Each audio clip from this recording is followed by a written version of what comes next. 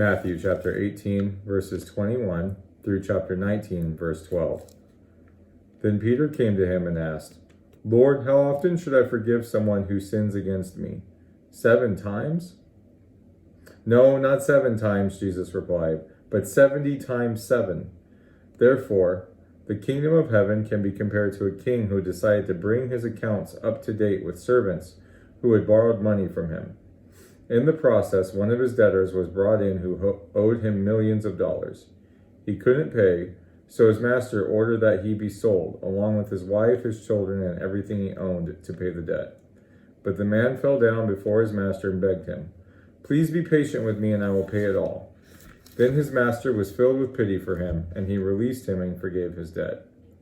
But when the man left the king, he went to a fellow servant who owed him a few $1,000s.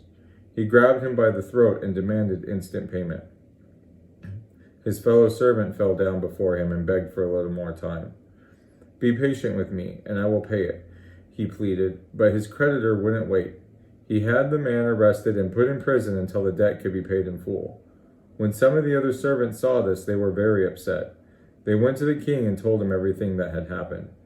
Then the king called in the man he had forgiven and said, You evil servant, I forgave you that tremendous debt because you pleaded with me. Shouldn't you have mercy on your fellow servant just as I had mercy on you?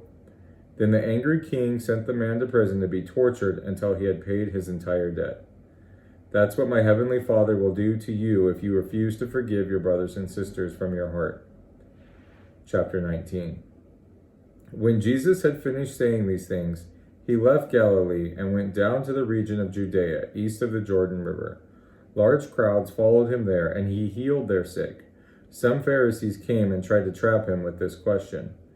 Should a man be allowed to divorce his wife for just any reason? Haven't you read the scriptures? Jesus replied. They record that from the beginning God made them male and female. And he said, This explains why a man leaves his father and mother and is joined to his wife, and the two are united into one. Since they are no longer two but one, let no one split apart what God has joined together. Then why did Moses say in the law that a man could give his wife a written notice of divorce and send her away, they asked. Jesus replied, Moses permitted divorce only as a concession to your hard hearts, but it was not what God had originally intended.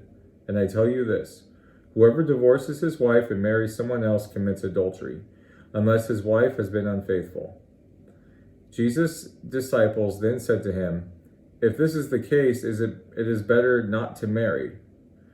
Not everyone can accept this statement, Jesus said, only those whom God helps. Some are born as eunuchs, some have been made eunuchs by others, and some chose not to marry for the sake of the kingdom of heaven. Let anyone accept this who can.